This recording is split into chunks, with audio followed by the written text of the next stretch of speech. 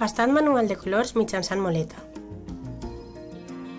En aquest vídeo exposarem un mètode per a manufacturar, de forma artesanal, pintures artístiques mitjançant fricció amb moleta sobre base de granit o vidre.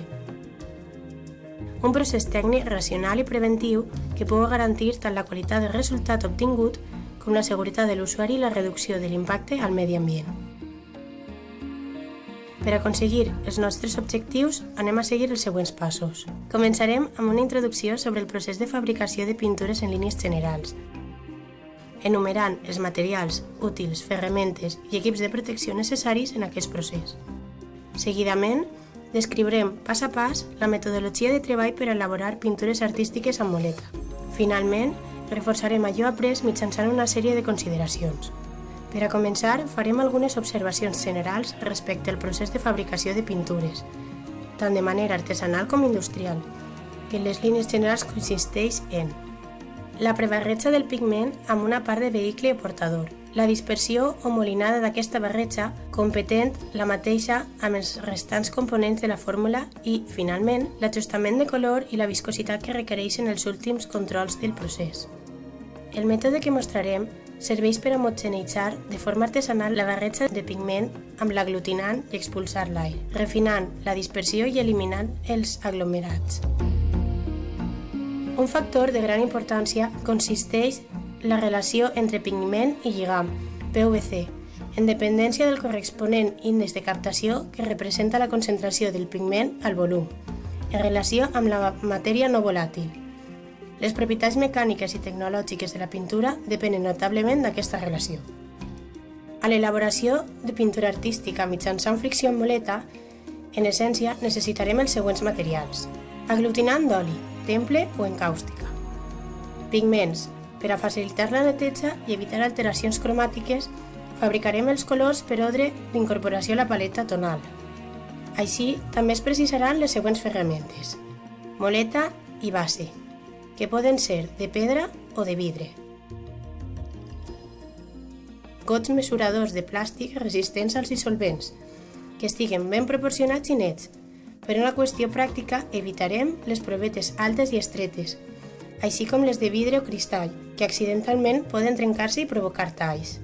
Necessitarem un pes ben calibrat, espàtules i rasquetes de pintor, i finalment, recipients adequats i hermètics on poder envasar els colors per a la seva millor conserva. Per altra part, és necessari previndre els possibles riscos associats a l'operació en funció de la toxicitat del material com esquitxades oculars, inhalació de compostos orgànics volàtils i l'absorció extrema de compostos químics. La roba de treball més adequada és la bata de laboratori i convé sempre portar el monyo replegat.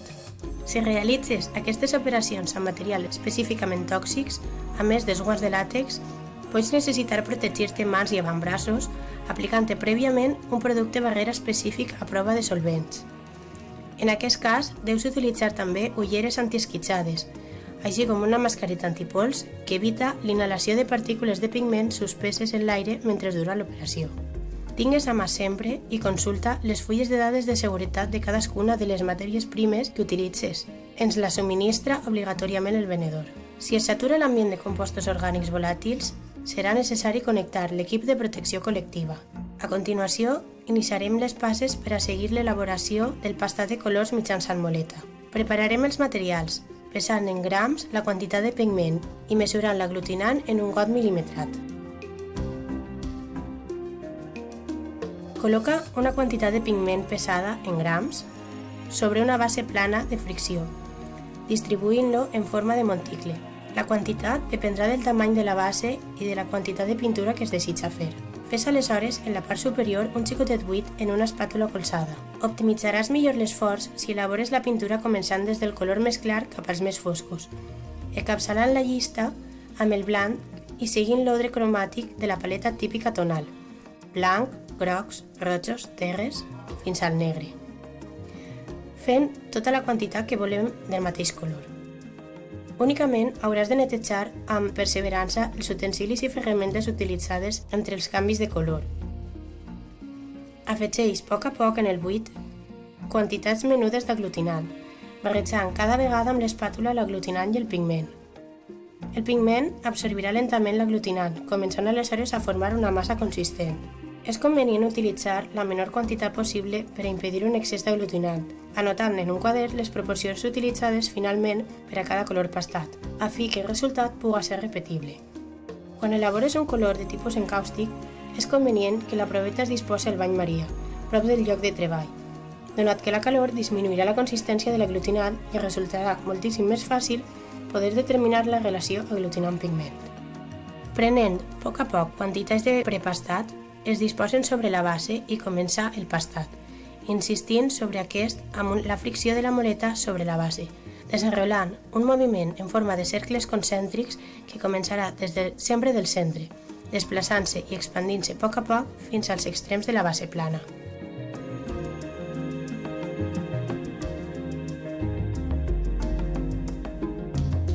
Al principi observaràs que la moleta sol pegar-se molt, fins que a poc anirà suavitzant-se la barreja formant una pel·lícula prima per tota la superfície de la base. Retira de tant en tant del centre de la base plana com del contorn de la moleta, la resta de la pintura acumulada.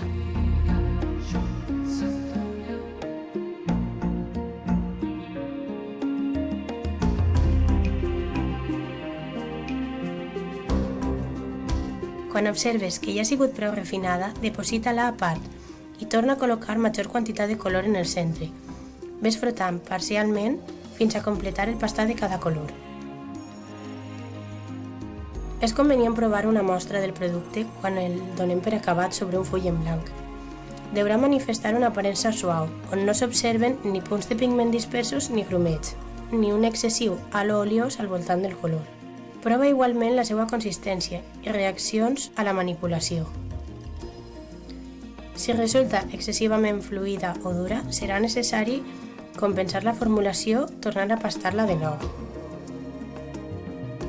Envasa a continuació, bé siga entubant-la o guardant-la en pots ben sellats, cobrint la superfície per a evitar l'evaporació amb unes gotes del diluent específic, aigua o trementina.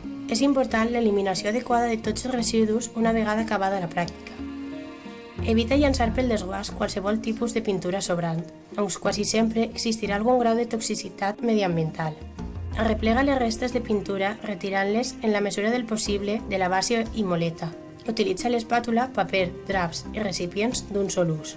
Utilitza un contenidor especial per a aquest tipus de residus. Quan pràcticament no queden restes de pintura, acaba de netejar les ferramendes utilitzant un dissolvent adequat. D'entre els practicables, tracta sempre de seleccionar el més innocu possible i evita llançar-lo per desguàs.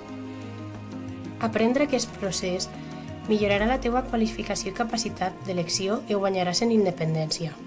Et servirà per a fer les teues pròpies pintures a mà i proporcionar-los una dimensió i característiques estètiques personalitzades. No obstant, no és adequat per a pintures acríliques que es fabriquen en molins verticals industrialment o amb una batedora de forma artesanal. Per últim, recordar-te les equivalències de mesura volumètrica i la no correspondència entre mesures de volum i pes.